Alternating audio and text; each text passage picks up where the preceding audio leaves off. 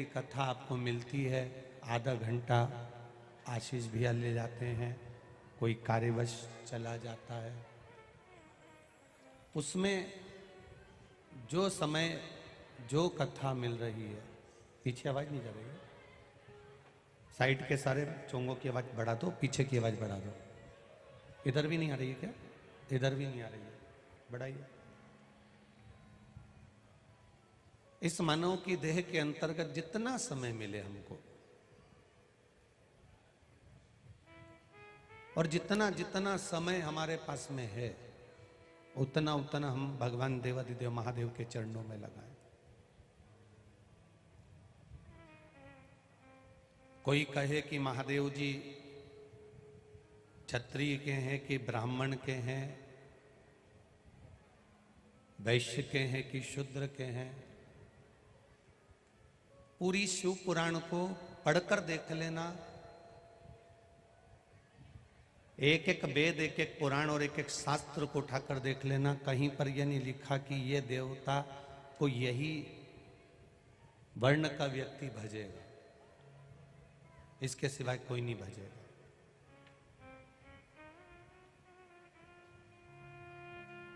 आप अपने नाम के आगे सरनेम लगाते हो कि मैं व्यास हूँ, मैं अग्रवाल हूँ, मैं महेश्वरी हूँ, या मैं ये हूँ, या मैं वो हूँ।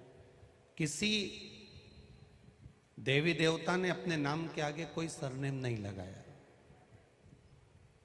राम जी ने क्षत्रिय में जन्म लेने के बाद ये नहीं लगाया कि राम सिंह, लगाया क्या? बोलते जाओ जम के, नहीं लगाया।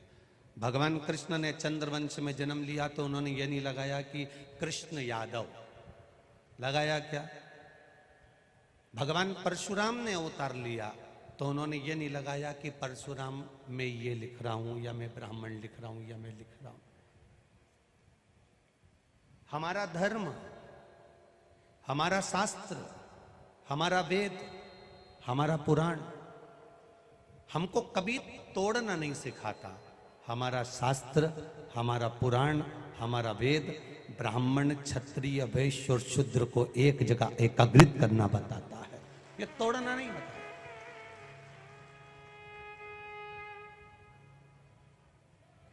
ये तो दुनिया के लोगों ने तोड़ दिया अपनी अपनी रोटी को सेकने के लिए, अपने अपने पद और प्रतिष्ठा को पाने के लिए, अपनी अपनी कुर्सी और बल को पाने के लिए, पर परमात्मा कभी किसी को तोड़ा नहीं।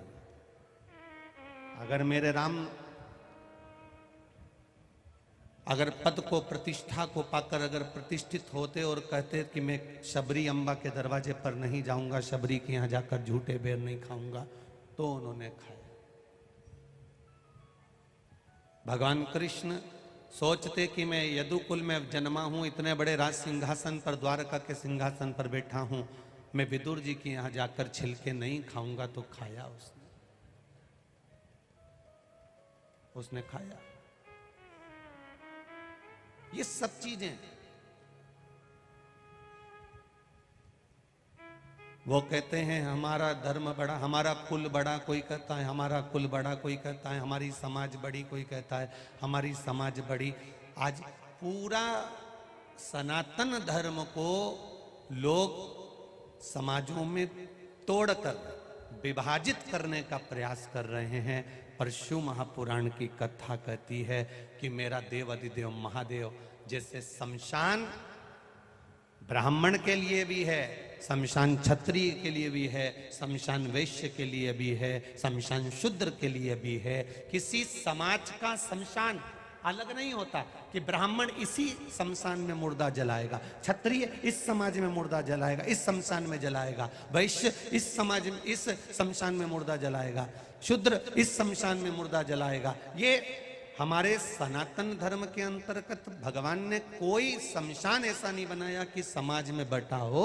भगवान ने शमशान एक बनाया और कह दिया कोई भी हो बस जाएगा और वो राख हो जाएगा। वो शिव की शरण है, वो शंकर भगवान की शरण, वो बाबा देवाधिदेव महादेव की शरण।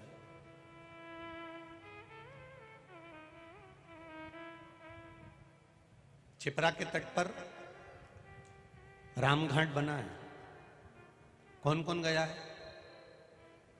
गए हो? चलो रख लो। प्रयागराज में रामघाट बना है, कोई कौन कौन गया है? ठीक है, रखो। हरिद्वार में रामघाट बना है, गए हो? रख लो, हाथ नीचे। काशी में रामघाट बना है, गए हो? रखो।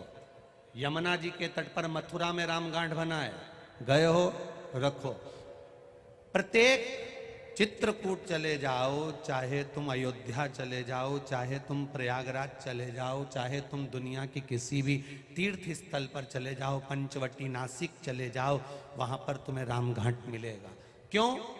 राम जी के राज्य में, राम जी के राज्य में किसी समाज के लिए अलग अलग घाट नहीं बनाए गए थे। राम के राज्य में सब एक थे, इसलिए राम घाट बनाए गए थे कि सात जात का व्यक्ति जाए, ब्राह्मण भी जाए, क्षत्रिय भी जाए, वैश्य भी जाए, शूद्र भी जाए, सब एक जगह पर जाकर बैठ जाए, सब एक जगह पर जाकर भजन करें, सब एक जगह पर जाकर भगवान का नाम जाप करें। पर लोगों ने तोड़ दिया। ये उसी तरह से टूटा है जैसे गांव के लोगों ने मिलकर एक मंदिर बनवाया, सबने चंदा इकट्ठा करा, सबने पैसा लगाया और एक मंदिर का निर्माण करा। मंदिर का निर्माण कर कर विचार करा कि मूर्ति कौन सी रखें, तो किसी ने कहा राम जी की रख दो। राम जी की रखी तो कृष्ण वाला नहीं जाता, शिव वाला नहीं जाता, देवी जी वाला नहीं जाता, दत्त वाला नहीं जाता। गांव के लोगों ने विचार करा कि इतना बड़ा मंदिर बनवाया, इतना करोड़ों रुपए खर्च करा और गांव टूट गया, राम जी को ठंडा कर दिया, कृष्ण जी को बिठा दिया। अब केवल कृष्ण वाला मंदिर जाता है, बाकी का कोई नहीं जाता। उन्होंने कृष्ण भगवान को ठंडा कर दिया, शंकर जी को बिठा दिया। शिव जी को बिठाया तो केवल शिव पद्धति के लोग मंदिर जाने लगे, उन्होंने शंकर जी को ठंडा कर दिया, देवी जी को बिठा दिया। केवल देवी जी वाले मंदिर जाने लगे। एक एक देवता को बदल बदल कर देख लिया तो भी लोग टूटे हुए थे। तब उन्होंने मंदिर में ताला लगा दिया, मूर्ति को ठंडा कर दिया, ताला लगाकर किसी संत की प्रतीक्षा करी और कोई अड़भंग संत उनके गांव में आए और उन्होंने कहा महाराज जी, हमने 7 जात के लोगों ने मिलकर, पूरे गांव के एक एक व्यक्ति ने मिलकर, सभी समाज ने मिलकर एक मंदिर बनवाया था। उसमें हमने राम जी को बिठाया तो राम वाला जाए, कृष्ण को बिठाया तो कृष्ण वाला जाए। उसमें जिस देवता को बिठाते हैं बस केवल वही, बाहर की आवाज अंदर आ रही है, उसका ध्यान दें, केवल वही लोग मंदिर में जा रहे हैं। 7 जात का आदमी एक साथ मंदिर में जाए, ऐसा कुछ बता दीजिए। महाराज जी ने कहा मंदिर कहाँ है? वो रहा, हमने ताला लगा दिया। अच्छा, एक काम करो, संत बोले मंदिर तोड़वाकर होटल बना दो। 7 जात का आदमी एक जगह खाना पसंद करता है, पर 7 जात का आदमी एक जगह बैठकर भजन करना पसंद नहीं करता। इतना तोड़ दिया हमारे सनातन धर्म को, इतना तोड़ा जा रहा है, इतना तोड़ा जा रहा है, हमारे सनातन धर्म को इतना तोड़ा जा रहा है। कोई अपना पंथ चलाता है तो इस देवता को बुरा बता देता है, कोई अपना पंथ, बाहर की आवाज अंदर आ रही है बाबू, कोई अपना पंथ चलाता है तो इस देवता को अलग बता देता है, कोई अपना पंथ चलाता है तो इस देवता को गलत बता देता है। बस हमारे सनातन धर्म को जब देखो, जब लोगों ने तोड़ने का प्रयास करा,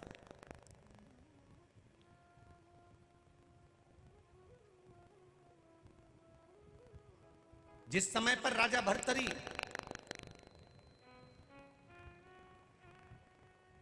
आपको कथा के पहले दिन कहा था, जोरू और जमीन बदल देती है इंसान।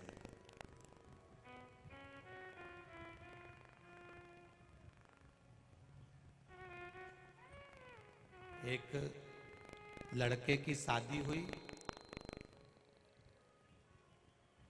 पत्नी 2-3 साल साथ में रही, अदालत में केस लगा दिया, लड़के की माँ को भी थाने में बिठा दिया, पिता को भी थाने में बिठा दिया। केस लगा दहेज का। केस लड़ते लड़ते लड़ते लड़ते लड़के की 10 साल 12 साल की जिंदगी निकल गई। ईमानदारी से बोलना, उस लड़के की 12 साल जिंदगी निकल गई। और जिंदगी निकलने के बाद अब उस लड़के से कोई कहे कि केस पूरा समाप्त हो गया, अब तुम शादी कर लो, तो लड़का कहता है रहने दो, एक जो करी वही बहुत थी। अर्थात बदल गया। जोरू और जमीन बदल दी इंसान।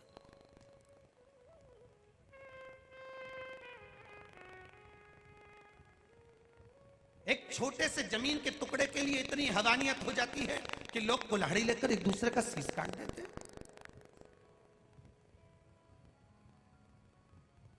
एक जमीन के छोटे से टुकड़े के लिए इतना इतना दर्द भरा कांड हो जाता है कि लोग एक दूसरे को मारने को तैयार हो जाते हैं।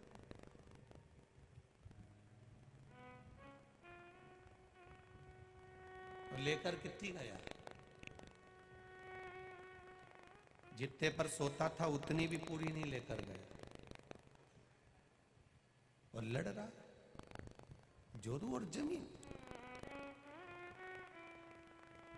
कहा राजा भर्तरी अपनी धर्म पत्नी से धोखा खा गए थे, और धोखा खाने के बाद उनकी बहन ने संभाला। और बहन ने संभाल कर कहा राजा भर्तरी से, रोने से मतलब नहीं है, किसी सदगुरु की शरणागति ग्रहण कर ले।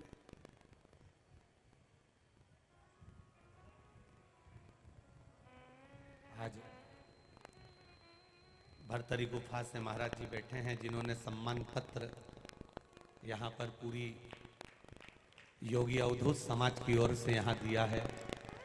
उन्होंने पत्र में लिखा है, भूत भावन भगवान महांकलेश्वर की धर्म धरा पर विक्रमादित्य राजा भर्तरी के प्रसंग का अद्भुत आदित्य प्रसंग जो कहीं नहीं सुनने को मिला, ऐसा अद्भुत प्रसंग आपने इस उज्जैनी में पहली बार सुनाया है, उसके लिए धन्यवाद। संपूर्ण अवंतिका पुरवासियों की तरफ से नाथ संप्रदाय की ओर से इस अभिनंदन पत्र को हम प्रदान कर रहे हैं। स्वीकार, मस्तक लगाकर आपका आशीर्वाद जो मिला है।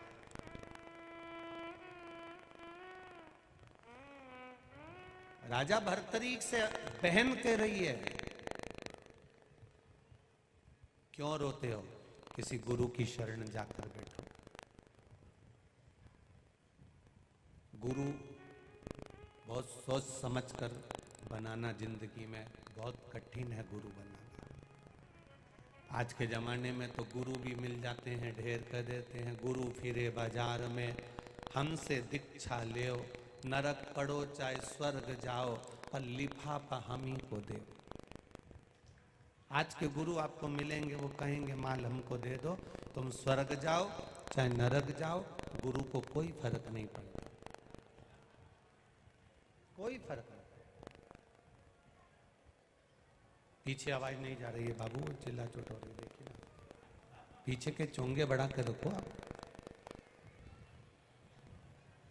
गुरु फिरे बाजार में हमसे दीक्षा ले, नरक पड़ो चाहे स्वर्ग जाओ, हम ही को लिफाफा दो। ये गया। आप भगवान की अविरल भक्ति में डूबो, भगवान के भजन में डूबो, भगवान के स्मरण में डूबो, भगवान की अविरल भक्ति में डूबिए। और डूबते डूबते गुरु भी ऐसा मिलना चाहिए जो भगवान की भक्ति में तुमको डुबो दे।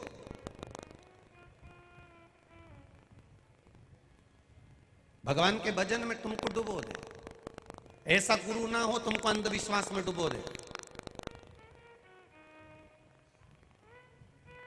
कोई तुमसे कह दे कि मेरे पास आ जाना, आधी रात को मेरे पास आना, मैं ऐसा हंडा निकाल के दूंगा तुम्हारे पास में, सोने सोने की मुद्रा हो जाएगी। राजा विक्रमादित्य के समय पर सोने की चिड़िया कहा जाता था। आज तो सिक्के चलते हैं तो अष्ट धातु के लोहा पीतल आदि के मिले हुए चलते हैं, पर राजा विक्रमादित्य के समय पर सोने के सिक्के चलते थे। आज भी आप सर्च कर निकाल सकते हो। राजा विक्रमादित्य के समय पर सोने के सिक्के चलते थे। सोने की चिड़िया कहते थे। दासी, नौकरानी, सेवा करने वाली, चाकरी करने वाली भी तन पर 10 किलो से 12 किलो सोना पहनकर सफाई करती थी। वो राजा विक्रमादित्य का समय था। इस अभिमान में मत जीना कि मेरे पास में 4 सोने की चेन है, मेरे पास 4 अंगूठी है, एक लंबा सा मंगलसूत्र 12 कली का है, हाथ में चूड़ा है, पांव में पायल है। ये सोचकर अहंकार में मत जीना कि तुम्हारे पास इतना सोना है। राजा विक्रमादित्य के समय पर एक नौकरानी के पास में 12 किलो सोना होता था, जो तन पर पहनकर चलती थी, जो तन पर धारण कर कर चलती थी।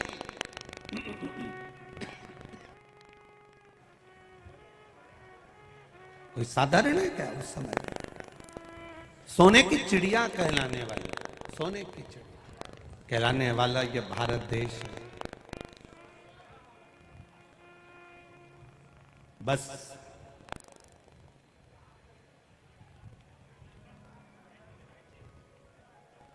एक चीज का अंदाजा रखना, कोई सतगुरु की शरणागति पकड़ने का प्रयास करना, किसी सतगुरु की शरणागति।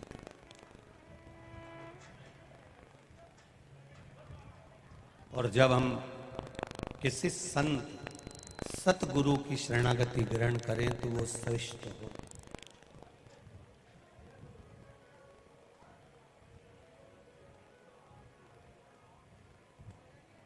माता पार्वती जी ने शिव जी से अमरनाथ की गुफा में एक प्रश्न किया था।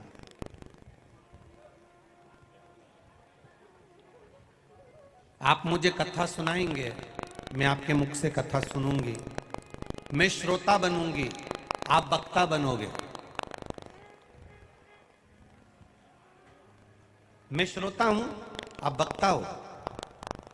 शिव जी आप कथा सुना रहे हो, भोलेनाथ जी आप कथा कह रहे हो, आप वक्ता हो, मैं श्रोता हूं।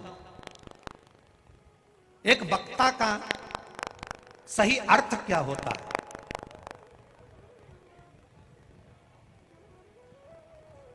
एक वक्ता का सही अर्थ क्या है? केवल कथा कहना, केवल कथा बोलना, केवल प्रवचन करना, केवल कथा कह देना?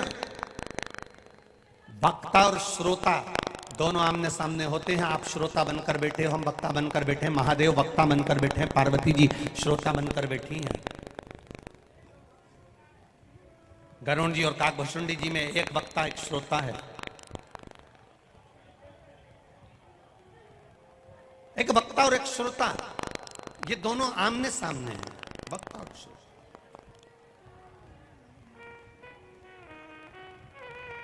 अब पार्वती जी शिव जी से पूछ रही है वक्ता का सही अर्थ क्या है?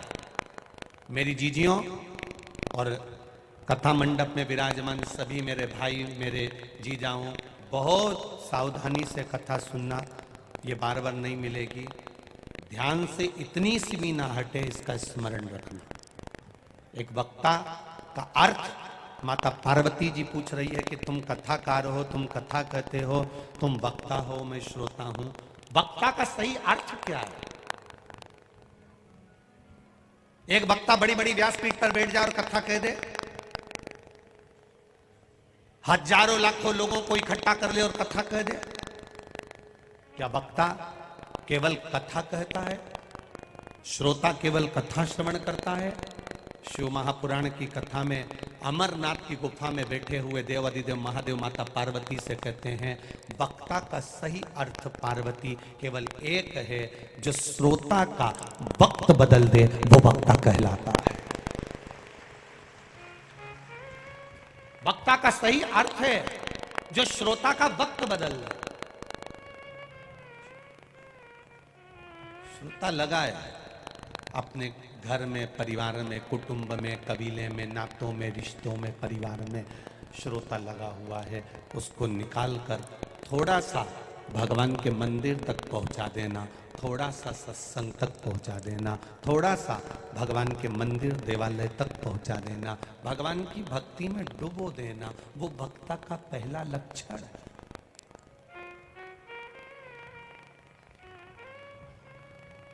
जो वक्ता तुमसे कहे मेरे पास में आओ, मैं तुम्हारा भाग्य बना दूंगा, जो वक्ता तुम्हारे से कहे कि मेरे पास बैठो, मैं तुम्हारी किस्मत बना दूंगा, जो वक्ता तुमसे कहे मेरे पास आकर बैठो, मैं तुम्हारा जीवन बना दूंगा, जो वक्ता तुमसे कहे मेरे आश्रम में आओ, मेरे पास आओ, मेरे दरवाजे पर आओ, मैं तुम्हारी जिंदगी बना दूंगा, वो वक्ता नहीं हो सकता, वो केवल लुटेरा ही हो सकता है, वो वक्ता नहीं हो सकता।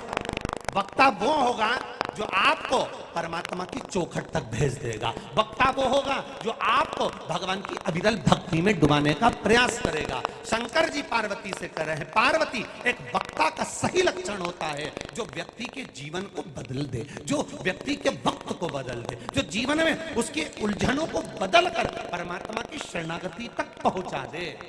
अपने दरवाजे पर नहीं, अपने घर पर नहीं, अपने द्वार पर नहीं, अपनी चौखट पर नहीं, वक्ता भगवान के मंदिर तक पहुंचा दे, वो वक्ता की श्रेष्ठता होती है। मेरे भोलेनाथ जी ने पार्वती को कथा कहते कहते ये नहीं कहा भक्तों से कि तुम मेरे पास आकर बैठना। शिव जी ने किसी श्रोता से ये नहीं कहा कि मेरे पास आकर बैठना। शंकर जी ने केवल इतना कहा कि परमात्मा के दरवाजे पर बैठो, भजन करो, कीर्तन करो, स्मरण करो, मंत्र जाप करो। बीमा कब तक मिलता है? अरे बोलो बोलो, तुम्हारा हाथ थर थर कांपे, 85 और 90 साल की उम्र हो जाए और बीमे वाले को बुला करके ना मेरा बीमे का फॉर्म भर दे।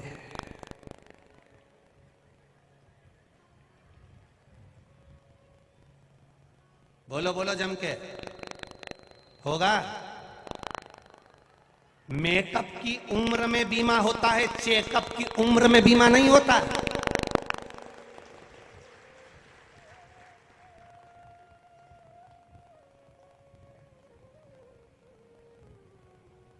बीमा किसका होता है? साहब बच्चों का बीमा करवा लो, साहब जवानी चल रही बीमा करवा लो, साहब अभी तो हाथ पैर चल रहा है बीमा करवा लो, साहब अभी तो कमाई चल रही है बीमा करवा लो। मेकअप की उम्र में बीमा होगा, चेकअप की उम्र में बीमा नहीं होगा। रिजी जी बहुत कठिन है चेकअप की उम्र में बीमा करवाना। 85 साल 90 साल महाराज जी 80 85 90 साल में बीमा नहीं होता। उज्जैन में हो जाता हो तो बात दूसरी है, हमारे उधर तो नहीं होता। 90 साल का व्यक्ति 80 साल का व्यक्ति मरने जा रहा है और उसका बीमा करवा के बीमा कंपनी को डूबना थोड़ी ना है। मेकअप की उम्र में बीमा होगा, चेकअप की उम्र में नहीं होगा। ध्यान देना, जब चेकअप की उम्र में बीमा नहीं होता, चेकअप की उम्र में बीमा नहीं होता तो चेकअप की उम्र में भजन कैसे कर पाओगे रे? स्मरण कैसे करवाओ? हाथ थर थर कांपेगा और परिवार से कहेगी मुझे मिश्रा जी की कथा हो रही, बरनागर रोड छोड़िया, छोरा इतना चतुर शमशान छोड़ी आया। अब थर थर कांपे। और अगर मेकअप की उम्र होती ना और तुम कह देती दुकान बाद में जाना,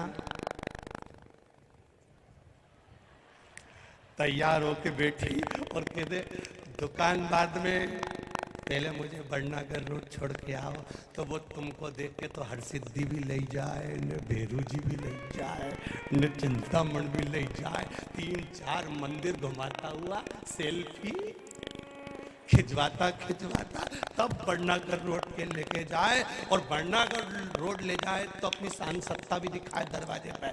जाने नहीं मारे मेरी लुगाई, तो वो खड़े हुए दरवाजे के द्वारपालों ने भी कह दिया थारी लुगाई। हमने कब का मारी लुगाई, हमने कब कही थारी, हम थोड़ी ना कह रहे कि मारी। अंदर जाने दो, जाने दो, अंदर अंदर नहीं जाने देंगे। बुलाओ वो महापौर जी के, बुलाओ वो पार्षद जी के। तो अब कोई महापौर जी से कहे कि पार्षद जी से कहे कि तुम हमारी लुगाई के अंदर वहाँ ले आके बिठाओ, तो महापौर जी और पार्षद जी भी कहेंगे ये कथा हम नहीं करवा रहे, ये तो महाकाल राजा करवा रहा है। ये कथा ना सियोर वाला महाराज करवा रहा है, ना समिति करवा रही है, ना जजमान करवा रहे हैं, ना महापौर जी करवा रहे, ना पार्षद करा रहे, ना कोई संसार के मनुष्य की सामर्थ्यता है कि वो भगवान का नाम उच्चारण करवा सके। ये तो महाकाल की इच्छा बिना तो कोई उज्जैन में पांव नहीं रखता, तो कथा भी वही करवा रहा। उज्जैन में महाकाल की इच्छा बिना पत्ता नहीं हिलता। देवास की देवास से उधर निकल जाएगा, नागदा की नागदा से निकल जाएगा, बड़नागर की बड़नागर से निकल जाएगा, उन्हेल से निकल जाएगा, इंदौर की इंदौर से निकल जाएगा, सांवेर तक आकर निकल जाएगा, पर उज्जैन की बॉर्डर में वही प्रवेश करता है जिसको मेरा महाकाल चाहता है।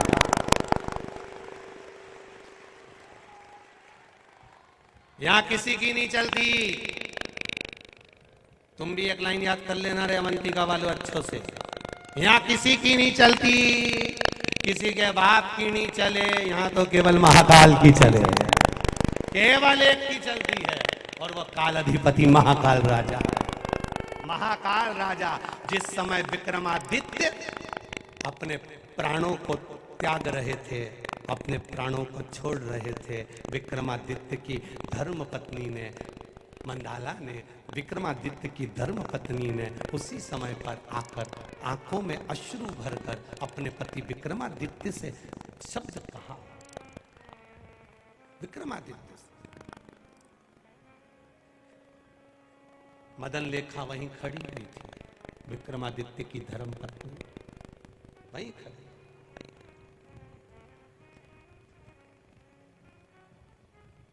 पूछ रही है, आपने ये सनातन धर्म की रक्षा कर कर, सनातन धर्म को जागृत कर कर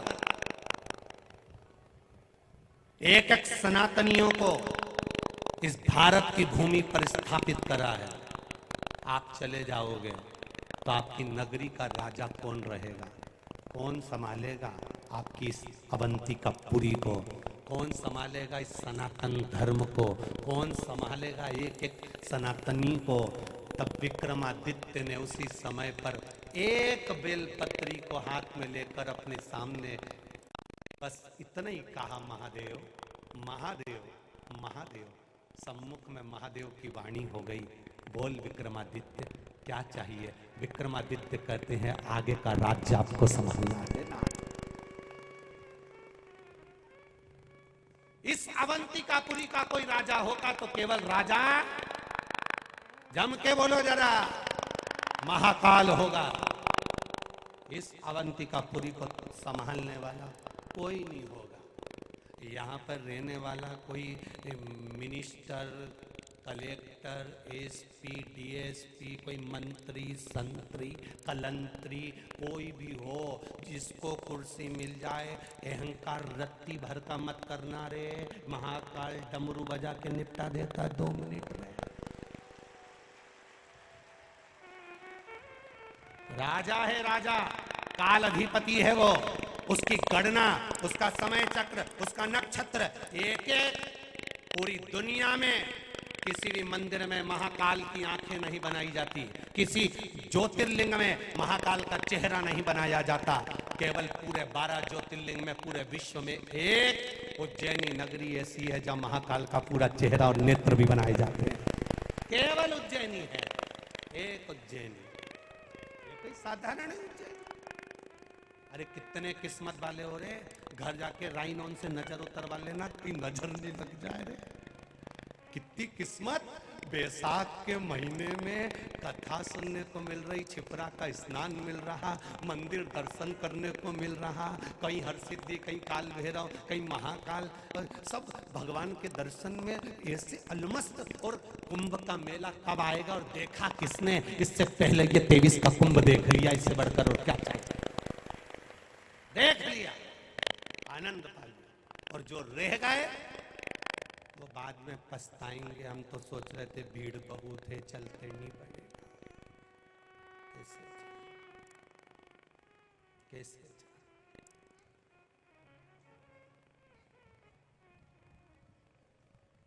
जैसे कथा स्थल दूर है, वैसे ही उसका मार्ग भी बहुत दूर है। फिर वो कैसे आऊं रे सांवरिया तारी गोकुल बड़ी दूर। उसी तरह ये कथा स्थल भी बड़ी दूर है। कैसे आऊं रे महाकाल तेरी उज्जैन नगरी बड़ी दूर। धीरे धीरे चलूं तो कमर और झटपट चलूं तो झलकाए दूर नगरी बड़ी दूर। तो बीमा कब करवाओगे? अरे बोलो तो, तुम तो हंस दिए रे। मेकअप में कि चेकअप में हैं? बस बीमा मेकअप में, चेकअप में बीमे का कोई लाभ नहीं है और बीमा कंपनी करती भी नहीं है। अब बुढ़ापे में तुम कह दो कि मुझे कथा में छोड़िया, कोई नहीं छोड़ेगा।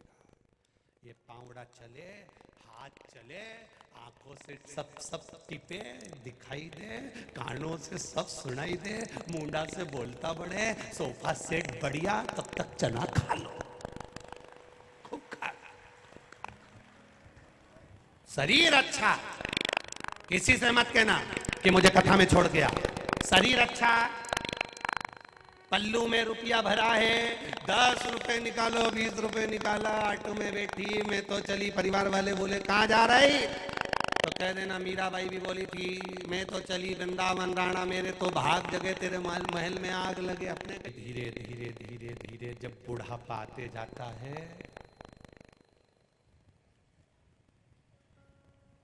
बुढ़ापा आते जाए और बुढ़ापा आते चले जाए, भजन में चित्त को लगाते चले।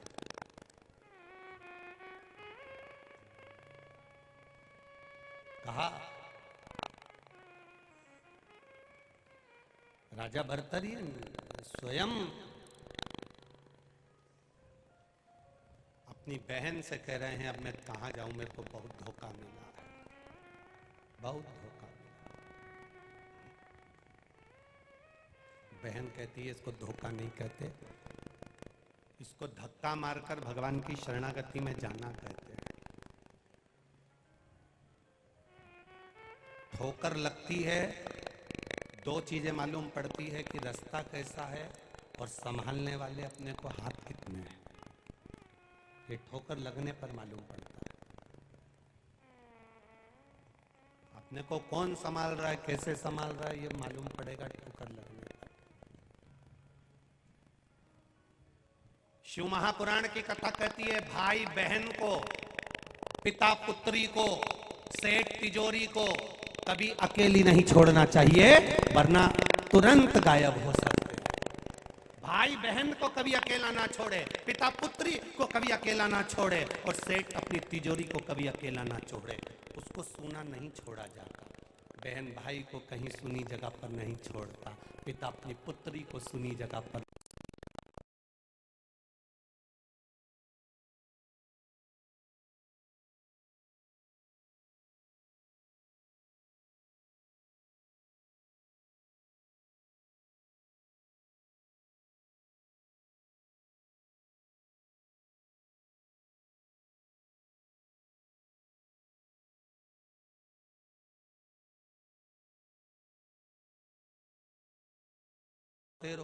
बोलो तेज होगी कि नहीं होगी आंच? बटन को घुमाया तो आंच तेज हो गई, बटन को इधर करा तो आंच कम हो गई। आंच, भट्टे की आंच, गैस की आंच, चूल्हे की आंच तेज करना है तो बटन को घुमाना पड़ेगा। तो बटन को घुमाने से आंच तेज हो जाती है, उसी तरह अगर भगवान को पाना है तो मन को सत्संग की ओर घुमाना पड़ेगा, तो भगवान मिल जाएगा। आंच तेज करिए, सत्संग की आंच तेज करिए, भजन की आंच तेज करिए, मिलेगा, मिलेगा। कई लोग कहे गुरुजी बहुत गर्मी है, उज्जैन में बहुत गर्मी है। महाकाल को सब मालूम है, उसने भी सोचा कि तू चिंता मत कर, दिन में गर्मी में तप लेना, रात को तो तुझे एसी की हवा में सुलाऊंगा। निकम्मल की जरूरत पड़े तो तुम्हारा नाम महाकाल। जितने यहां रात को रुके ईमानदारी से बोलना, बोलो बोलो जरा हाथ उठा के, सही है कि गलत है? ऐसी हवा चले कि बैग में से धोती निकाल निकाल।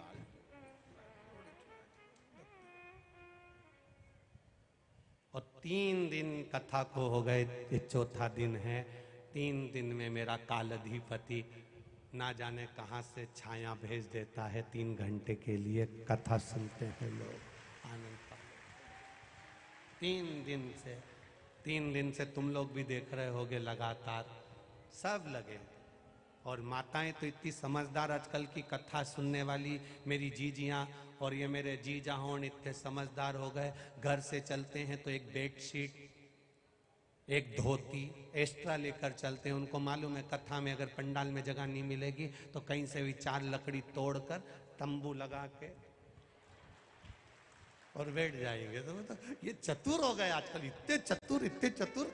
हमें तो कभी कभी लगता है आने वाले समय में ये इतने चतुर हो गए कि घर से आटा चावल दाल भी लेके चलेंगे, कहीं खेत मिल जाए ना टिक्कड़ से। अच्छा,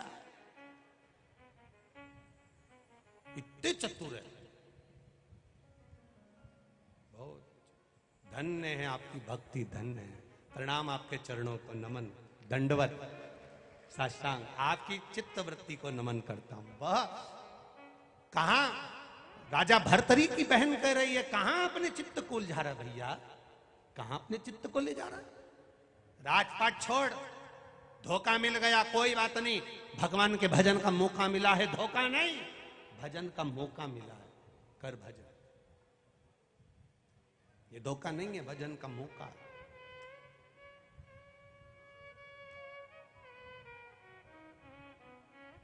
करो भजन भगवान का, करो स्मरण भगवान का, मौका मिला है। हमको भी मौका मिला है, उज्जैन में आओ।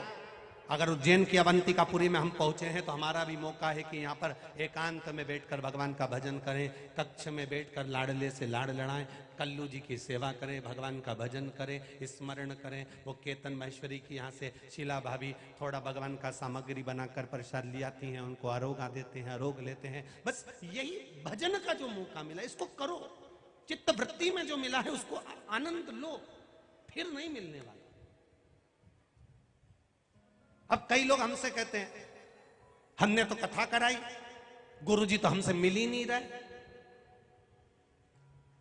हमने इतनी मेहनत करी, गुरुजी तो हमसे मिल ही नहीं रहे। तो हमारा आपसे निवेदन है, घर में बिजली का कनेक्शन करवाते हो? अरे बोलो तो जम के, अरे जम के बोलो जरा, करवाते हो? बिजली का कनेक्शन करवाते हो तो उसमें पैसा लगता है कि नहीं लगता? सब ईमानदारी से बोलना रे, लगता है ना? मीटर लगवाते हो पैसा लगता है कि नहीं लगता? बिजली का कनेक्शन लेकर आते हो उसमें पैसा लगता है कि नहीं लगता? तो तुमने जब बिजली का कनेक्शन करवाया, पैसा तुम्हारा लगा, धन तुम्हारा लगा, तो कनेक्शन को छू के बता। अब तुम ही कहते हो कि हमने इतना करा, हमने इतना करा, हमने इतना करा, तो तुमने कनेक्शन लगाया, तुमने पैसा लगाया, 1-1 रुपया तुमने लगाया, तो बिजली के तार को छू के बता दे। बस निवेदन है, कथा में तुमने मेहनत करी, जजमान बने, सब कुछ करा, तो तुम ये मत सोचना कि गुरुजी हमसे क्यों नहीं मिले। कनेक्शन को छू के बता। तू अगर कनेक्शन छू सकता है तो गुरुजी भी मिल सकता, उसमें क्या दिक्कत? पैसा उसमें भी लगा, उसमें भी तुमने समय लगाया। निवेदन है, गुरुजी से मिलने की आस मत रखो, महाकाल से मिलने की आस रखो कि वो कैसे मिलेगा। हम नहीं मिलते, बहुत कम, ना के बराबर। सबको लगता होगा, व्यासपीठ से कई बार कह देते हैं हम लोग ज्यादा नहीं मिलते। आप आएंगे, दरवाजे के बाहर सुबह पूजन हुई, आपसे मिल लिए, ठीक है, जाते आते सीताराम, हरे कृष्णा, शिव राम नाम, कृष्ण नाम हो गए। बहुत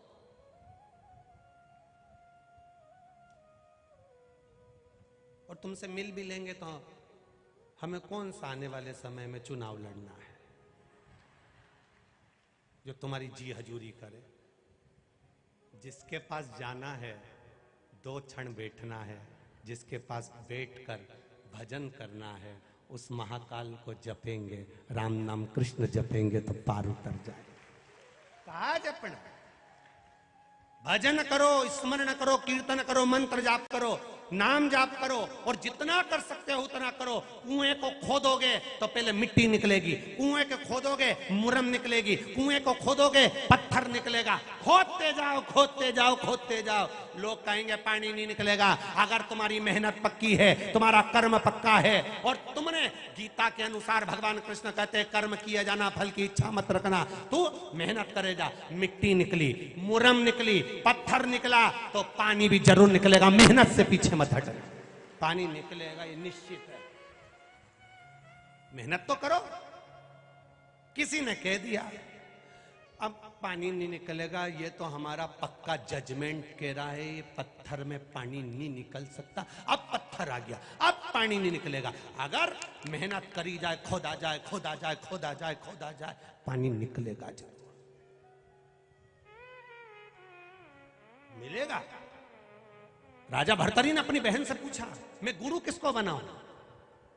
आज के जमाने में गुरु बनाना भी तो एक टेंशन का विषय है। किसको बनाए गुरु? ढूंढने निकले। राजा परीक्षित को मालूम था 7 दिन बाद प्राण छूटने वाले हैं। 350 ऋषि मिले राजा परीक्षित को। कोई के मैं यज्ञ कराऊंगा, कोई के मैं अनुष्ठान कराऊंगा, कोई के मैं ये कराऊंगा। राजन हमारे पास बैठो, 7 दिन बचे हैं तुम्हारे पास। राजा एक के पास नहीं रुका। आखिरी में 350 ऋषि जब पूरे हो गए, तब 351वें नंबर का ऋषि मिले थे, श्री सुखदेव जी महाराज, जिन्होंने ये नहीं कहा कि मैं अनुष्ठान कराऊंगा कि ये कराऊंगा। उन्होंने कहा, सुन राजन, ये बड़ का पेड़ है, गंगा का तट है, बट वृक्ष की छांव में बैठ जा, मैं तुझे श्रीमद् भागवत कथा सुनाऊंगा।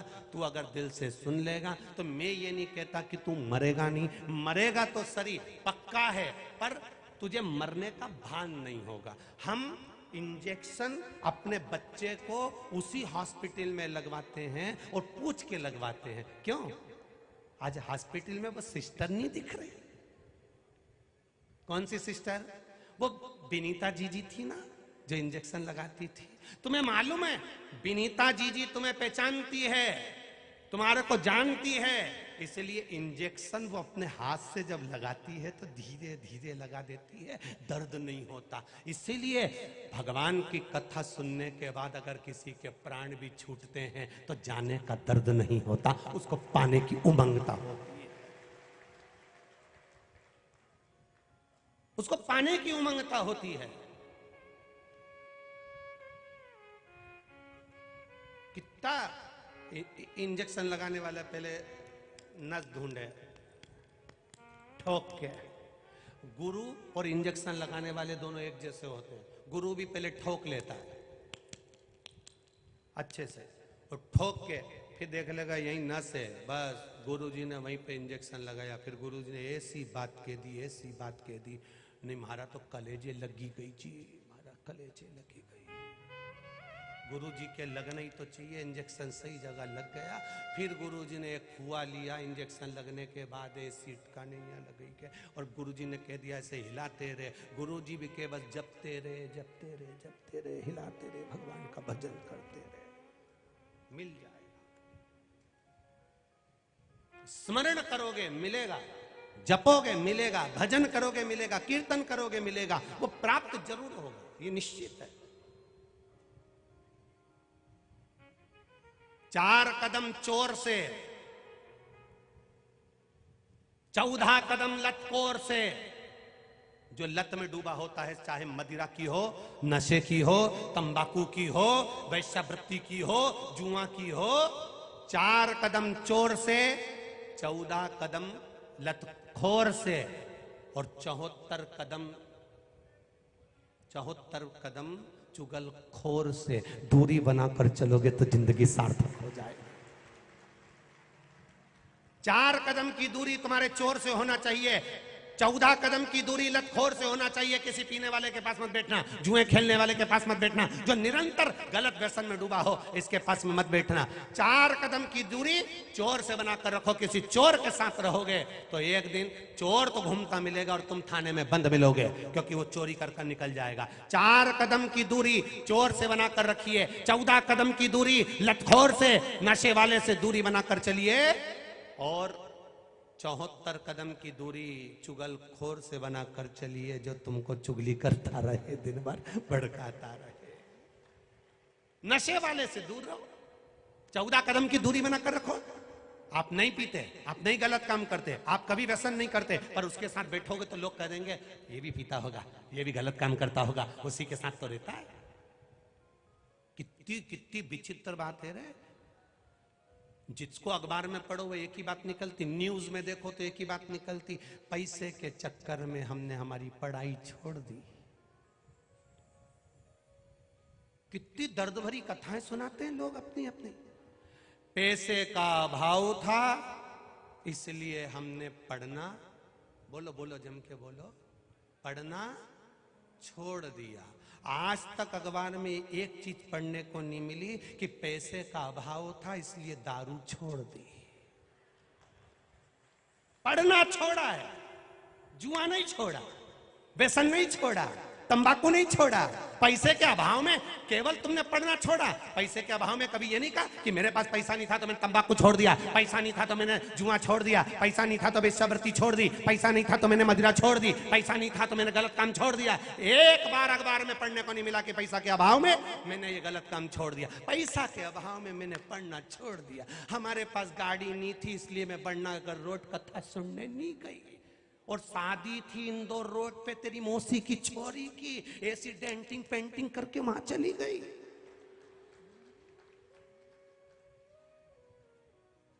तो क्या वो रिश्तेदार, तो भोलेनाथ जी ने भी कह दिया आवा मेरे द्वार, आवा तू। वो तेरे रिश्तेदार इंदौर रोड पे गार्डन में जा रही, ऐसी जूड़ा मूड़ा बांध के, 2-3 ऐसी लीड थी, लीड बोलते प्लास्टिक के 4-5 डंडे थे, ऐसे खुसे हुए थे। अब हमने तो 5-5 वाली लीड ही देखी है बस लिखने की, तो जो चीज दिखे वही, ऐसे 4 डंडे भी खोसे हैं ऐसे।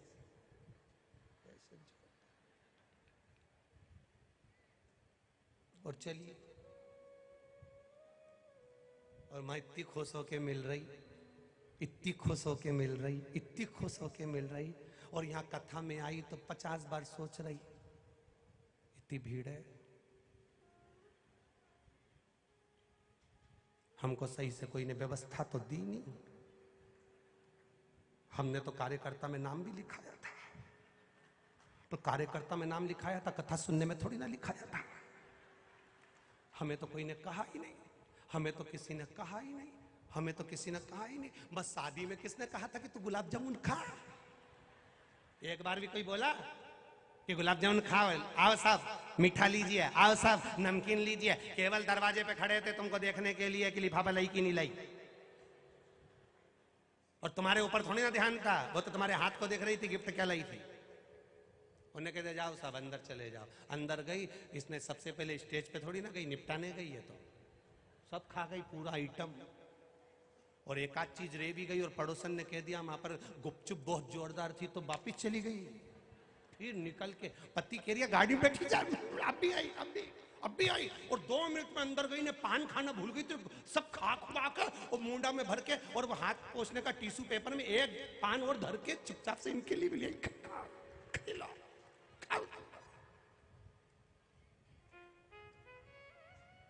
भजन में जाओ, सत्संग में जाओ, संकीर्तन में जाओ, भगवान के स्मरण में जाओ, कथा में जाओ, वहां कोई गलती मत देखना, वहां पर तो केवल भगवान का भजन देखना कि भजन क्या है, स्मरण क्या है, संकीर्तन क्या है, मंत्र जाप क्या है, नाम जाप क्या है, भगवान की स्मरण कितना करना है। मैं क्यों आई हूं, कथा में क्यों आकर बैठी हूं, क्यों वैशाख के महीने में महादेव ने ये कथा रख दी, क्यों महादेव ने ये शिव पुराण यहाँ रख दी। भगवान से प्रार्थना करना, कुछ तो होगा। मेरे अवंतिकापुरी की एक एक माताएं इस कथा का इंतजार कर रही थी कि कब कथा हो, कब हमारी अवंतिकापुरी में शिव पुराण की कथा हो। एक एक माता अवंतिकापुरी की, उज्जैन नगर की एक एक बहन, एक एक बच्चा, एक एक बूढ़ा, एक एक नारी, एक एक पुरुष इस अवंतिकापुरी का इंतजार कर कर बैठा था, कब हमारी अवंतिकापुरी उज्जैनी में कथा हो, कब उज्जैनी में कथा हो, कब उज्जैनी में कथा हो। और धन्य है उज्जैन वालों, आपके चरणों को नमन करता हूं, प्रणाम करता हूं। आपकी भक्ति इतनी प्रबल है, इतनी प्रबल। दिन में प्रशासन सामान, आटा चावल दाल शक्कर तुम दान करने का लाते हो, गाड़ियां नहीं आने देते, तो अवंतिकापुरी के लोगों को धन्यवाद देता हूं। वो आधी रात को आकर भंडार गृह में डालकर आटा चावल चले जाते हैं। धन्य है रे उज्जैनी वासियों, धन्य।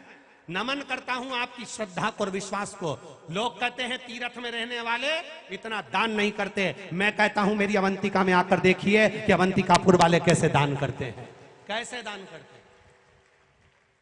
दिन में प्रशासन अंदर नहीं आने देता, आटा चावल दाल शक्कर कुछ भी दान करने का लाते हो, भंडारे में देने का लाते हो, नहीं आने देता, क्योंकि उनका भी नियम है कि गाड़ी अंदर जाएगी, तकलीफ होगी, कष्ट होगा, तो नहीं आने देते, उनका भी नियम ठीक है, उसमें गलत कुछ नहीं। तो अवंतिकापुर के लोग आधी रात को आकर गाड़ी में लेकर आकर भंडारे में डालकर चले जाते हैं। ऐसा प्रेम, ऐसी करुणा, ये आंजना समाज का, ये आंजना परिवार की ये जमीन, उनने कह दिया एक आलू की बोरी बाजार से मत लाना, सारी आलू की बोरी हमारे यहाँ कैसे जाएगी। ये दान है, ये पुण्य है, ये सत्कर्म है, ये पुण्याई है। कोई रोटियां बनाकर भेज रहा, कोई दलिया बनाकर भेज रहा, कोई खिचड़ी बनाकर भेज रहा। कितना कितना भजन महापौर जी, इस अवंतिका नगरी का साधुवाद है, बहुत बहुत साधुवाद। और वास्तव में इस नगरी के लोगों को मैं बहुत बहुत साधुवाद देता हूं कि आपकी भक्ति इससे ज्यादा कम नहीं होना चाहिए। भजन करें, साधुवाद, धन्यवाद है इस अवंतिकापुरी को, साधुवाद करो, भजन करो। और भजन बिना यहां रहना मना है, भजन बिना यहाँ खाना मना है। यहाँ रहो, भजन करो, कीर्तन करो, मंत्र जाप करो, स्मरण करो, मिलेगा। राजा भर्तरी ने पूछा, बहन गुरु कैसे मिलेगा, बहन गुरु कैसे मिलेगा। बहन कहती है, भैया 350 गुरु मिले थे राजा परीक्षित को, तो भी वो ढूंढ ढूंढ के थक गया, तब 351वें नंबर का गुरु मिला, सुखदेव जी महाराज। उसने कोई ना ढोंग, ना प्रपंच, ना अंधविश्वास, ना इधर ना उधर, कहीं नहीं भटकने दिया। उसने केवल एक ही काम करा कि तू जितना भजन करेगा, मैं ये नहीं कहूंगा कि तू मरेगा नहीं, मरना तो सबको है, संसार में ऐसा कौन जन्मा जो नहीं मरेगा। कहीं का गारंटी लेता हो तो हमको बता देना, हम भी चले जाएंगे उसके पास कि नहीं मरेंगे। मरना सबको है, सबको। सिकंदर गया, कहकर गया, मेरी यात्रा लेकर जाओ, मुझे मुर्दे को लेकर जाओ तो रास्ते में पैसा बिछा देना और मेरा हाथ अर्थी के बाहर कर देना। मेरी यात्रा लेकर जाओ तो मेरे हाकिम, मेरे डॉक्टर, मेरे वेद जिन्होंने मेरा इलाज करा, उनको मेरी अर्थी उठाकर लेकर जाने की आज्ञा कर देना। क्यों? क्योंकि मृत्यु सत्य है, मृत्यु सत्य है, ये सिकंदर कहता है। सत्य है मृत्यु। दवाई दे सकता है कोई, इलाज कर सकता है कोई, टेबलेट दे सकता है कोई, पर मौत से नहीं बचा सकता। मृत्यु निश्चित है। मृत्यु से तो केवल एक बचा सकता है, वो काल अधिपति महाकाल राजा है। एक वो कब पलटेगा, कब पलटेगा। शंभो तारे तारे तू। शिव तत्व को जाना महाराज।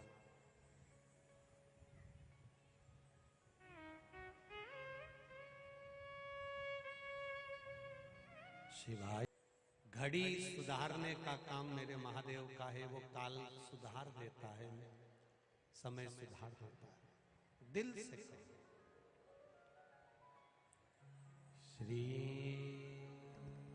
शिवाय नमस्तुभ्यं। श्री शिवाय नमस्तुभ्यं।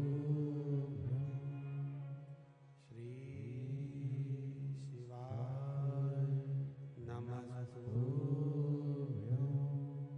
श्री शिवाय नमस्तुभ्यं। श्री शिवाय नमस्तुभ्यं। श्री शिवाय नमस्तुभ्यं। भोला सब दुख काटो हमारा, ओ भोला सब दुख काटो हमारा। शिव शंकर जपो तेरी माला, भोले बाबा जपो तेरी माला। भोला सब दुख काटो हमारा, ओ भोला सब दुख काटो हमारा। वेश है मंगल मंगलकारी, वेश है मंगल मंगलकारी। शमशान वासी हमारा, शमशान वासी हमारा। ओ भोला सब दुख काटो हमारा, ओ भोला सब दुख काटो हमारा। भगवान शिव की कथा कर रहे हैं। असली गुरु की तलाश करने के लिए चले, तब साधना, भक्ति, विश्वास दृढ़ हो जाता है, प्रबल हो जाता है। तो भगवान स्वयं गुरु बनकर तुम्हारे सामने आ जाता है, वो पहुंच जाता है। राजा भर्तरी को शिव का एक अवतार गुरु गोरखनाथ प्राप्त हो गए।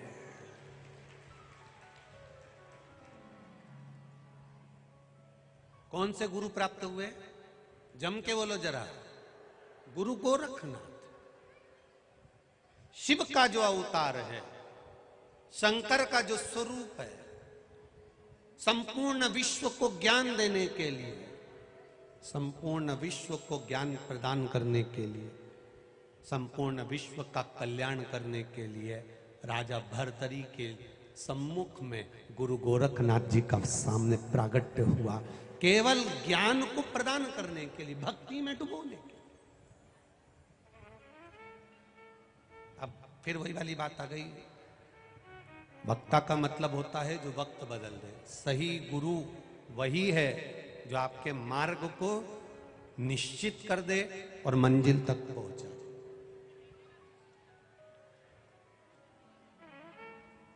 भगवान बुढ़ापा काहे के लिए देता है? बोलो जम के बोलो जरा। ताने सुनने के लिए है? अरे बोलो तो जी जी। भगवान ताने सुनने के लिए बुढ़ापा देता है कि कथा सुनने के लिए देता है? कथा सुनने के लिए। और अपन बुढ़ापे में सुनते क्या है? सबके ताने। बेटा आया कुछ बोलकर चले गया, बहू आई कुछ बोलकर चली गई, रिश्तेदार आए वो कुछ बोलकर चले गए, नातेदार आए वो कुछ बोलकर चले गए, कुटुंब वाले आए वो कुछ बोलकर चले गए। हमने सुना क्या? केवल ताने, केवल ताने।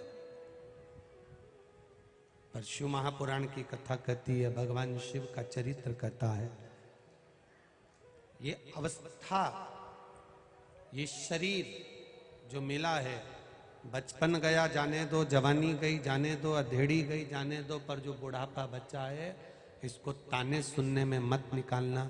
इस बुढ़ापे को भगवान की कथा सुनने में निकाल देना। जितना समय मिले उसको कथा में लगा। आस्था चैनल पर 1 बजे से 4 बजे तक कथा आती है। फेसबुक यूट्यूब पर भी लाइव चलती है। जितना समय मिले, 5 minute, 10 minute, 15 minute, 20 minute, 25 minute, 15 minute अगर सुन लोगे, उसमें से कुछ मिल जाएगा तो जिंदगी सवर जाए। एक पत्र किसी बहन ने लिखा है,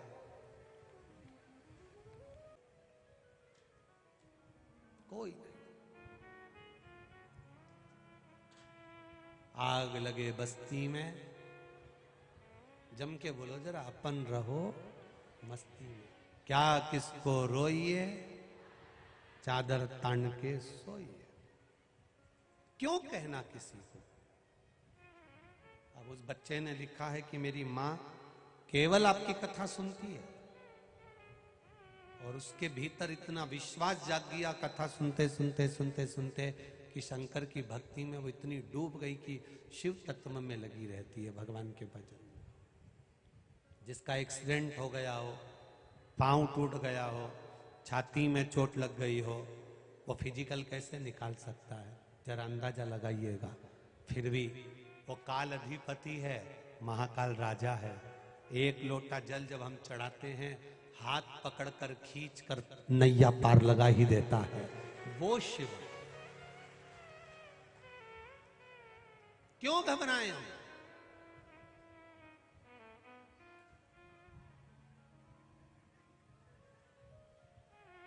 किसी को अगर, उज्जैन वासी किसी को अगर एक बार फुर्सत मिले, ये सारे पत्र यहीं पर रहते हैं।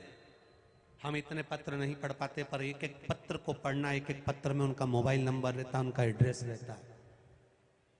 पूरे पत्र में जितने बाहर के पत्र नहीं हैं, उससे ज्यादा उज्जैन नगर के पत्र हैं जिसमें लोगों ने अपना विश्वास लिखा। एक एक उज्जैन वासियों ने अपना, कोई एक साड़ी देता है ना, तो हम 50 बार कहकर बताते हैं मेरे रिश्तेदार ने साड़ी दी। मेरा महाकाल राजा अगर कुछ देता है ना, शिव महापुराण की कथा आपने सुनी होती है, जीवन में एक पशुपति व्रत करा होता है, 2 करे होते हैं और बाबा ने दिया होता है, तो लोग पत्र में लिखकर भेजते हैं कि मेरे बाबा ने ये दिया है। उसका यश गुण गा रहे हो आप, उसको कह रहे हो कि तूने दिया मुझको, इसलिए मैंने लिखकर भेजा है।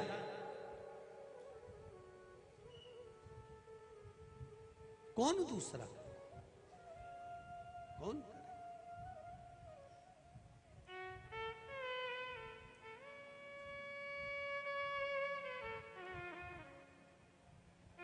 शिव कथा कह रही है, बाबा देवादिदेव महादेव का संवाद कह रहा है, शंकर भगवान की पावन कथा कह रहे हैं।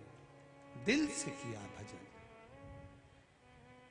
यहाँ जितने लोग कथा सुनने के लिए बैठे हैं, हमने व्यासपीठ से हमेशा एक बात कही है, यहाँ कोई श्रोता नहीं आया है, यहाँ स्वयं देवादिदेव महादेव कथा सुनने के लिए बैठे हैं। यह कोई साधारण नहीं है।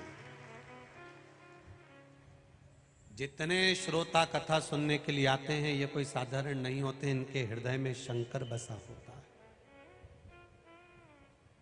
कौन छल कर रहा है, कौन बेईमानी कर रहा है, कौन कपट कर रहा है, कौन क्या कह रहा है, कौन क्या बोल रहा है, कौन कितने ताने दे रहा है, कौन क्या बोल रहा है, इनको कोई फर्क नहीं पड़ता, क्योंकि ये शंकर के अड़भंग भक्त है।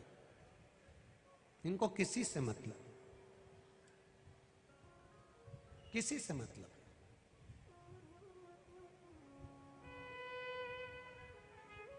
आज के जमाने में स्वयं को लोग भगवान बनाने में लगे हुए हैं। स्वयं को लोग भगवान बनाने में लगे हैं। अपनी पूजन रोल लोग स्वयं करवाने के लिए लगे हुए हैं।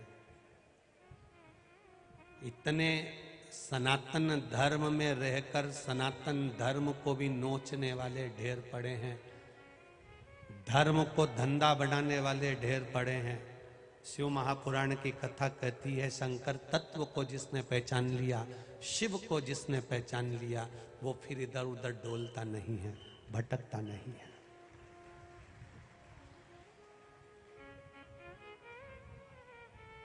सौ 200 रुपए की इतनी बड़ी बड़ी किताब छपती है। लोग अपने अपने नाम से फ्री में बढ़वा देते हैं, दरवाजे के बाहर खड़े हो होकर। उन किताबों में लिखा होता है भगवान तो है ही नहीं, राम तो है ही नहीं, कृष्ण तो है ही नहीं, शिव तो है ही नहीं, बस यही पैदा हुए और यही भगवान है। इन्हीं को पूजो, चरण धो धो के पियो इनका, और फिर वही बाद में कारागार में पड़े मिलते हैं। बड़ी समझ की जरूरत है। राष्ट्र को कतरने वाले ढेर मिलेंगे। राष्ट्र को पर भी यही हुआ था। सनातन धर्म को शून्य पर लाकर रख दिया था जब तक राजा विक्रमादित्य नहीं बैठे थे। सनातन धर्म को शून्य पर लाकर रख दिया था। कोई मंदिर नहीं जाएगा, तिलक नहीं लगाएगा, कोई भगवान का भजन नहीं करेगा, त्याग दो, भगवान है ही नहीं, लोग कहते थे। भगवान नहीं, वेद पुराण शास्त्र को छुपा कर रख दिया था। तब राजा विक्रमादित्य ने सबसे पहला काम यही करा था। जितने जितने मंदिर थे, यहां से लेकर केदारनाथ, बद्रीनाथ, काशी तक के मंदिर का निर्माण राजा विक्रमादित्य ने करवा दिया था। शिव तत्व को जाना। लोग कहेंगे राम नहीं, कृष्ण नहीं, शिव नहीं, लोग कहेंगे भगवान नहीं, अपना पूजन स्वयं कराएंगे। बचने का प्रयास करना, बचिए।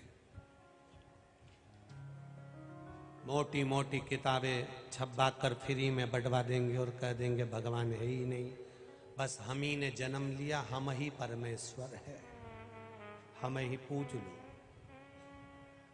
भटकना मत, भ्रमित मत होना।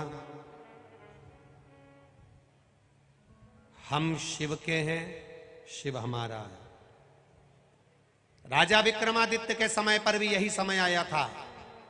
मंदिर देवालय सब बंद कर दिए गए थे। उस समय पर जब राजा विक्रमादित्य नहीं बैठे थे, उसके पहले एक समय ऐसा आया कि सारा सनातन धर्म को शून्य पर लाकर खड़ा कर दिया। मंदिर में कोई ना जाए, देवालय में कोई ना जाए, वेद पुराण शास्त्र सब छुपा दिए गए थे, कुछ नहीं दिख रहा था। जिस समय पर राजा विक्रमादित्य जब अपने सिंहासन पर बैठे, सबसे पहले वेद पुराण शास्त्र को ढूंढवाया और प्रत्येक मंदिर का दरवाजा खुलवाया। वो सनातन धर्म की प्रेरणा, वो सनातन धर्म। शिव से शुरुआत है हमारे जीवन की और शिव पर ही अंत है हमारा। शिव से ही प्रारंभ है और शिव ही अंत है हमारा। सुबह शिव है, शाम शिव है, दिन शिव है, रात शिव है, नारी शिव है, पुरुष शिव है, बच्चा शिव है, बच्ची शिव है, जमीन शिव है, आकाश शिव है, जल शिव है, अग्नि शिव है, सब में शिव समाया है। उसको पहचानने की दृष्टि भी शिव ने दी है, बस उसको पहचान लो, ये जीवन का सार है, उसको पहचान। जब सिंहासन पर राजा विक्रमादित्य बैठे थे ना, सिंहासन पर बैठे हुए राजा विक्रमादित्य ने पहली बार सिंहासन पर बैठकर सबसे पहला शब्द एक ही कहा था। सबसे पहला शब्द सिंहासन पर बैठकर राजा विक्रमादित्य का एक ही था। जितने सभा में बैठे हुए थे उनके सामने विक्रमादित्य ने एक ही प्रस्ताव लाकर रखा था कि ये बताओ कि चारों तरफ उपद्रवियों ने उपद्रव मचा कर रखा है, कोई मस्तक पर तिलक नहीं लगाता, कोई शिखा नहीं रखता, कोई गले में रुद्राक्ष तुलसी नहीं पहनता, कोई मुख पर भगवान का नाम देना नहीं चाह रहा। सब तरह से लोग भटक रहे हैं, सब तरह से। हमारे बीच में आदरणीय मंत्री महोदय पधारे हैं, यादव जी, मोहन जी यादव, एक बार जोरदार ताली बजाकर पधारी पधारी। एक शब्द का नाद किया गया, बड़े सहज सरल आदरणीय मोहन जी यादव जी, बड़े भाव से उज्जैन क्षेत्र के ही निवासी।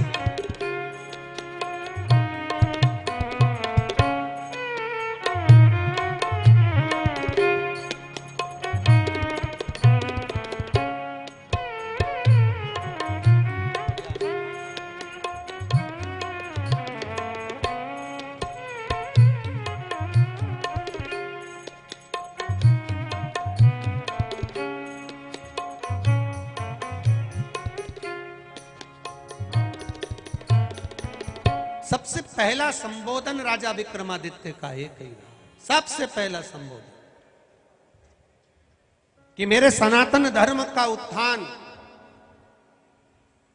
मेरे सनातन धर्म को वापस जागृत कैसे किया।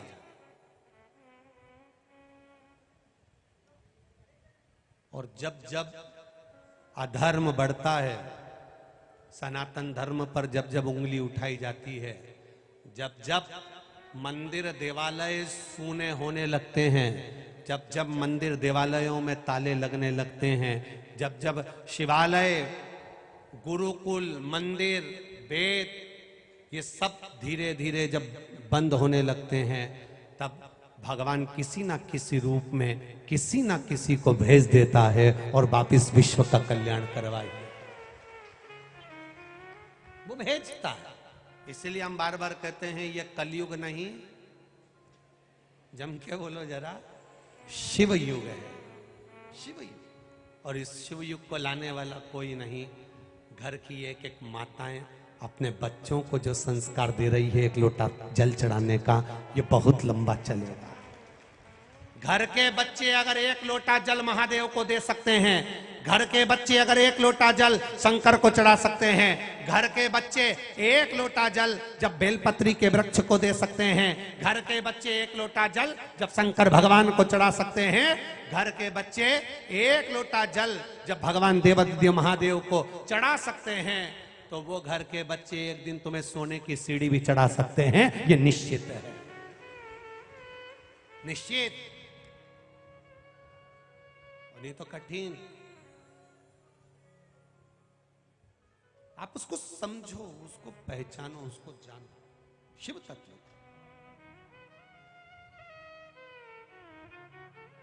शिव महापुराण की कथा कहती है, विक्रमादित्य जब बैठे थे सिंहासन पर, तब उन्होंने एक ही लक्ष्य लिया था कि कुछ ऐसा करना है, शाकों को हराकर, और विक्रम संवत की जो शुरुआत करी, सोने की मुद्राएं थी, सोने की अशर्फियां थी, सोने की चिड़िया।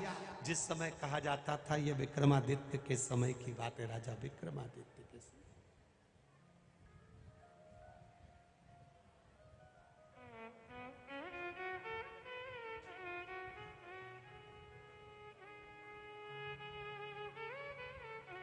कितना विचित्र थे राजा विक्रमादित्य, जिनके नगर में पहली बार किसी ने चोरी कर ली थी कई वर्षों के बाद, कई वर्षों के बाद पहली बार चोरी हुई थी राजा विक्रमादित्य के यहाँ।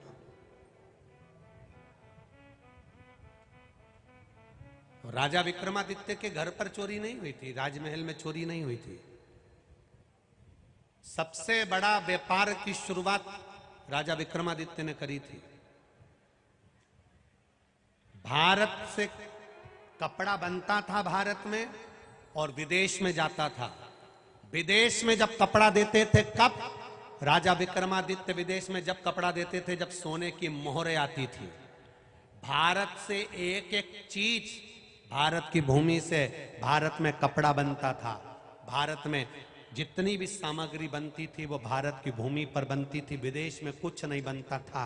सब कुछ भारत में रहने वाले छोटे छोटे घरों में रहने वाले लोग अपने अपने घर में नई नई चीजों का निर्माण करते थे और भारत उसको सोने की मुद्राएं लेकर विदेशों में भेजता था। जब भेजता था तो भारत अपने आप सोने की चिड़िया बन गया था, अपने आप सोने की चिड़िया।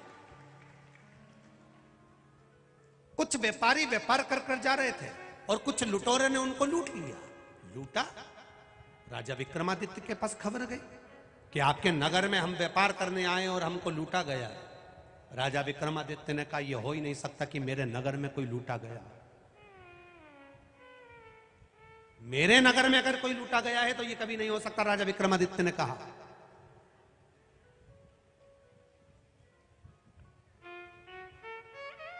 ये हो ही नहीं सकता, भूतो न भविष्यते। खबर उड़ते उड़ते राजा भर्तरी के पास पहुंच गई। उस समय पर राजा भर्तरी नेपाल में विराज रहे थे। राजा भर्तरी नेपाल में विराज रहे थे गुरु गोरखनाथ जी के साथ। सूचना मिल गई, शब्द गया।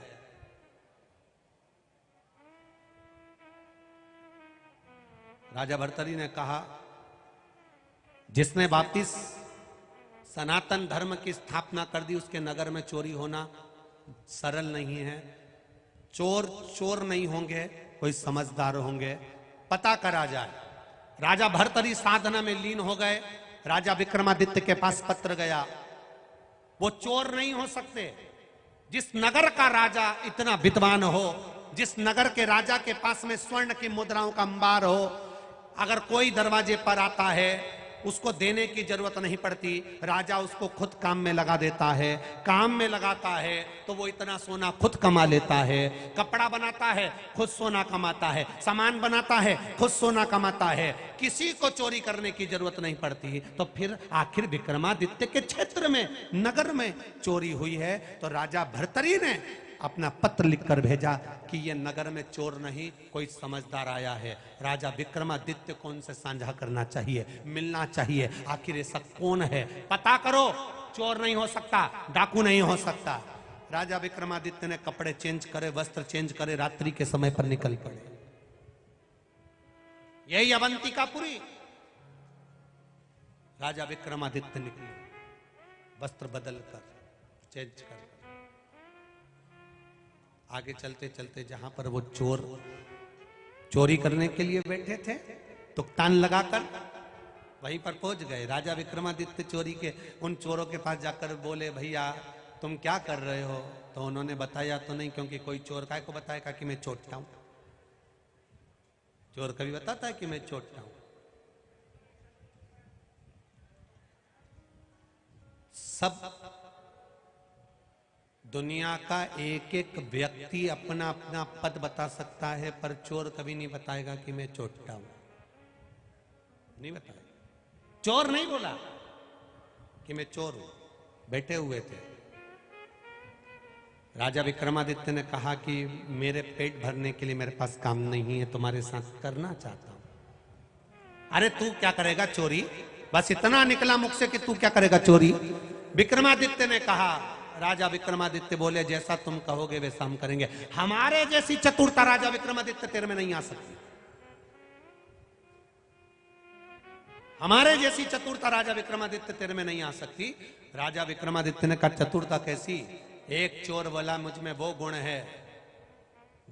है मुझ में कि मेरे को जमीन में गड़ा हुआ धन भी मैं समझ लेता हूं और निकाल लेता हूं। दूसरा बोला मुझ में वो गुण है कि पक्षी बोलता है और मैं समझ जाता हूं कि बोल क्या रहा है। तीसरा बोलता है मुझ में वो गुण है कि मैं बता देता हूं कि यहां से किस स्थान पर, कौन सी जगह पर कौन बैठा है। इतने में राजा विक्रमादित्य बोले मुझ में भी वो गुण है। 7 ताले में भी अगर सोने के हंडे भरे हुए रखे हों तो मैं किलोमीटर पैर से नाप कर बता सकता हूं कि इतने कदम पर इतना सोना रखा है। मुझ में वो गुण है। चोरों ने सोचा चलो अच्छा चौथा चोटा मिल गया।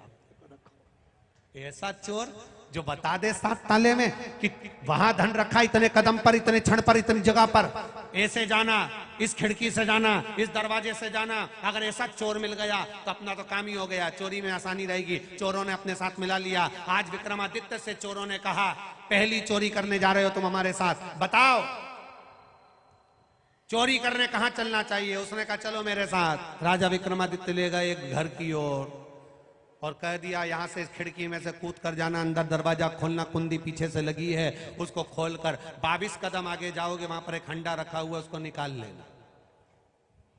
चोर अंदर गए, 22 कदम जाने के बाद उनको हंडा मिल भी गया, उनने निकाल भी लिया। इतने खुश हुए, इतने खुश हुए, इतने खुश हुए, आपस में बांटने लगे। राजा विक्रमादित्य तुरंत अपने श्रृंगार को उतार कर बैठ गए और चोरों ने हाथ जोड़कर कहा, आप तो राजा विक्रमादित्य हैं, फिर आपने हमारा चोरी में साथ कैसे दे दिया। राजा विक्रमादित्य कहते हैं, तुम पहचान जाते हो कि धन यहाँ पर है, तुम पहचान जाते हो कि पक्षी क्या बोल रहा है, तुम पहचान जाते हो कि धन कितना किलोमीटर पर है। अगर ऐसे विद्वान चोरी की जगह मेरी सत्ता से जुड़ेंगे तो मेरा वैभव और आगे बढ़ेगा, इस राष्ट्र का उत्थान होगा।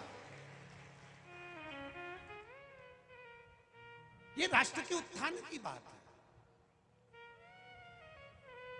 संसार में जन्म लेने वाला एक एक बच्चा, एक एक नारी, एक एक पुरुष जो संसार में जन्म लेता है, मृत्यु लोक में जन्म लेता है, भगवान उसको फालतू पैदा नहीं करता, भगवान उसको कुछ ना कुछ कला देकर पैदा करता है। आप अंदाजा लगाना, जिस कमरे में तुम सोती हो उस कमरे में अटाला नहीं रखती हो, कवाड़ा नहीं रखती हो, बेकार सामान नहीं रखती हो। तुम जिस घर में रहती हो उस घर में, जिस कमरे में सोती हो उस कमरे में तुम बेकार सामान नहीं रखती हो। ब्रह्मा जी का ब्रह्मलोक, भगवान विष्णु का वैकुंठ लोक, इंद्र का इंद्रलोक, शंकर भगवान का मृत्यु लोक, शिवलोक में, मृत्यु लोक में, पृथ्वी पर जो जन्म लेता है, भगवान अटाला को अपने पास नहीं रखता, भगवान किसी हुनरबाज को ही पृथ्वी पर जन्म देता है। किसी हुनरबाज को पृथ्वी पर जन्म देता है मेरा महादेव। बच्चे बच्चे में एक एक हुनर है, बच्चे बच्चे में एक एनर्जी है। नवयुवक लड़के लड़कियां, नवयुवक बेटा बेटियां 2 मिनट में हार जाते हैं। जरा सा इंटरव्यू दिया नहीं हुआ तो चिंता में पड़ गए, पढ़ रहे थे फेल हो गए तो चिंता में पड़ गए, एक बार अगर इंटरव्यू में पास नहीं हुए तो चिंता में। शिव तत्व, भगवान देवाधिदेव महादेव की कृपा करुणा जब तक ना हो, आपका विश्वास दृढ़ नहीं होगा, तब तक नहीं मिलेगा। विक्रमादित्य ने भी यही करा कि सनातन धर्म को फिर जागृत कर दिया। ऐसा शिव तत्व का आनंद पाया, ऐसा रस तत्व का आनंद पाया, जागृत हुआ। शिव महापुराण की कथा में आगे श्री गणेश जी के जन्म का वर्णन आता है। उसके पहले हमारे बीच में विराजमान आदरणीय परम पूज्य कथा रसिक आदरणीय महेश गुरु जी से निवेदन करूंगा, 2 संबोधन, 2 शब्द सभी को आशीष वचन के प्राप्त हों। आप उज्जैन के प्रसिद्ध कथावाचकों का आनंद है, एक बार जोरदार ताली बजाएं आदरणीय महेश गुरु जी के लिए, और आशीष वचन अपने को 2 शब्द का प्राप्त हो बड़े आनंद के साथ। उसके बाद में गणेश जी के जन्म महोत्सव का आनंद लेंगे।